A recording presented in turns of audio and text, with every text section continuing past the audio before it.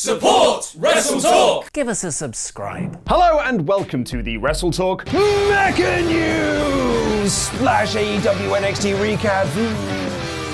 I am Luke Owen. Pete will be up later in this video to give a rundown of what happened on the packed episodes of both NXT and AEW Dynamite after I take you through the latest wrestling news. So give this channel a subscribe and support WrestleTalk like this fan did at last night's Dynamite show. Not all heroes wear capes, can carry signs. And clearly it's this level of support and the popularity of WrestleTalk's Ollie Davis that gave WWE Backstage on FS1 a big boost in the ratings this week, as fans flocked to see Ollie Davis's face featured in a video package. Because of this, the ratings for the show were actually tripled from what they did in their first proper episode and up 80,000 views from last week, drawing a total of 180,000 viewers and cracking the cable top 150 for the first time ever, which we're very confident is all down to Ollie Davis and had nothing to do with the fact that CM Punk return confirmed. There was a time earlier this year when we were all convinced, us included, that CM Punk would not be returning to WWE via a Fox affiliated show and would instead be joining All Elite Wrestling, certainly helped by Punk appearing at StarCast 3 before AEW's All Out show in September, as well as the constant bringing up of his name by AEW executives Cody Rhodes, the Young Bucks, and Tony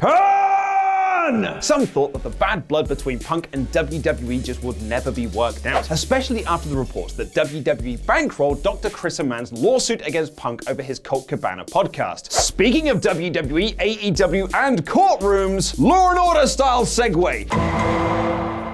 On Monday this week, AEW announced that their Miami Dynamite show in January would be themed around Bash at the Beach, which would tie into Chris Jericho's second rock and wrestling Rager at Sea. Longtime wrestling fans will remember the name Bash at the Beach as an old World Championship Wrestling pay-per-view concept. Best remembered for matches featuring basketball players Dennis Rodman and Karl Malone, the ill-thought-out shoot angle with Hulk Hogan and Jeff Jarrett, and Bobby Heenan shouting, "Whose side is he on?" just before Hogan did his famous heel turn to create the New World Order with Kevin Nash and Scott Hall. And of course, WCW stars appearing on Baywatch, because there is nothing more 90s than Baywatch. When AEW announced Bash at the Beach for January, it was met with some confusion from fans, as everything that was related to WCW, including its various IPs, were purchased by WWE when they bought the company in 2001. This has been seen in the last few years, with WWE holding annual Starrcade house shows, the name of WCW's biggest event of the calendar year, and NXT hosting several War Games matches for the last few years in the November takeover slots. However, in March this year, PW Insider reported that Cody Rhodes had trademarked the name Bash at the Beach, along with a few other wrestling concepts created by his father, like Battle Bowl and Bunkhouse Stampede. Man, Dusty really liked the letter B. This, it would seem, is how AEW are able to hold an event with the name of a WW-owned WCW pay-per-view. And those aren't the only trademarks Cody has been filing, recently trying to file to trademark the name Dusty Rhodes, which Dave Meltzer reports is because Cody wants to write a book about his late father, but couldn't because WWE owns his name, as well as the term The Match Beyond, which reportedly will be AEW's version of War Games. And all of this is certainly interesting when you take into consideration Cody's since deleted tweet.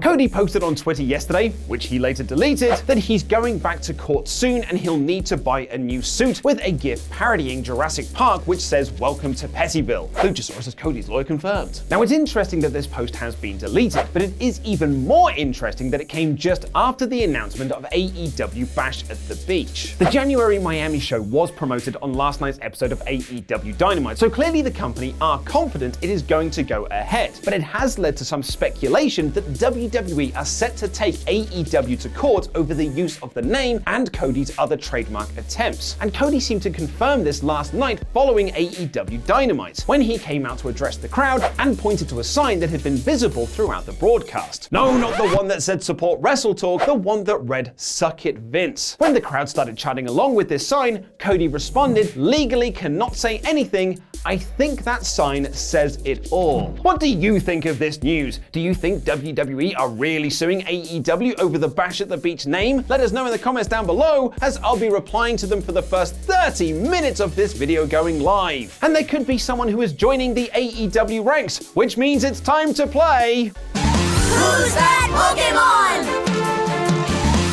It's Marty Scurll. It's Marty Scurll. Since AEW launched earlier this year, all eyes have been on the villain and former WrestleTalk TV host Marty Scurll and his contract with Ring of Honor. Scurll was a big part of the Elite's rise to fame in Bullet Club, working alongside them in their invasion of WWE, and had one of the biggest marquee matches at All In last year when he took on Kazuchika Okada. He's even still featured in the Being the Elite opening credits. But while all of his Elite comrades went off to launch AEW, Marty had a different contract to everyone else that meant he would be with Ring of Honor for the rest of 2019. However, Scurll's ROH contract ends very, very soon, and he was featured in some way this past week on Being the Elite, when Hangman Page turned away from the Elite with a picture frame that also featured Marty Scurll. Dave Meltzer has since noted on Wrestling Observer Radio that Scurll is almost certainly heading to AEW when his contract expires at the end of the month. And like Cody's tweet, there's been a bit of deleted internet history that might have revealed he is indeed heading to All Elite Wrestling.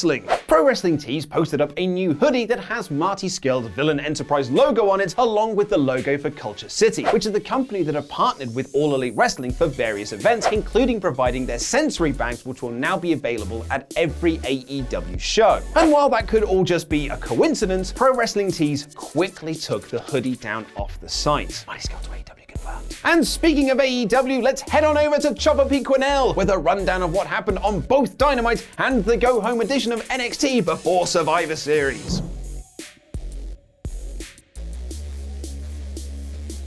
Thanks, Luke. It's time for the weekly feature that I still don't have a name for, where I go over the biggest talking points from last night's episodes of AEW Dynamite and NXT. And as always, I'll be going through AEW first, so if you want to avoid AEW spoilers but want to hear about NXT, check the timestamps in the video description below to skip ahead there. AEW spoilers incoming, final warning. This week's episode of Dynamite started off with Nick Jackson versus Phoenix, which is probably one of the highest paced matches we've seen on Dynamite so far. It's one of those matches where there's just no point attempting to keep up with notes and write down notable moments because there's just too many. Rey Fenix came away with the win after a spinning muscle buster. MJF and Hangman Page were the two remaining competitors in the Diamond Dozen Battle Royal, meaning they'll compete next week for the inaugural Dynamite Diamond Ring?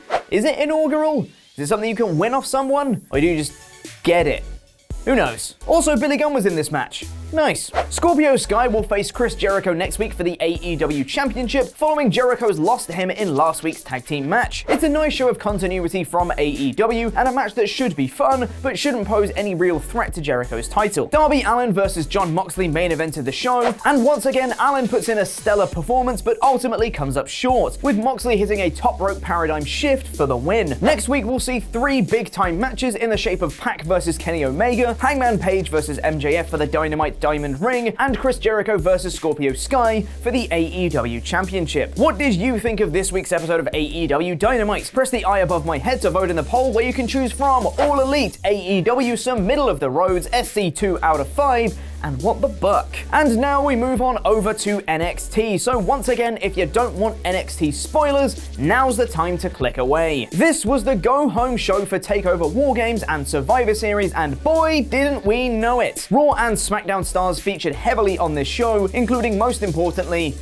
Zack Ryder. Becky Lynch started the show with Rhea Ripley answering her call. Yes, please. The match ended with Shayna interference. No thanks. Matt Riddle picked up a win against Ricochet, and the Revival and Undisputed Era put on a tag team wrestling clinic, with an amazing finish seeing Era take the W. Dominik Dijakovic faced Adam Cole in a ladder match to determine who gets the War Games advantage, with Cole picking up the win after a frankly absurd few spots in this match. What followed was a gigantic brawl between Raw, SmackDown, and NXT, with dream matchup face-offs galore, including Keith Lee versus Drew McIntyre versus Dominik Dijakovic, Keith Lee versus Ivar of the Viking Raiders, before finally Seth Rollins came out, hit a super kick to Adam Cole, started tuning up the stomp before Tommaso Ciampa came out and the pair brawled to go off the air. I'm excited for both War Games and Survivor Series. But what did you think of NXT this week, their go-home show for War Games and Survivor Series? Vote in the poll above by pressing the eye above my head once again, and this time you can choose from an EST NXT, undisputedly good, the finest, 2 out of 5 live, and Cameron Grimes' hat. Has a major WWE return been leaked?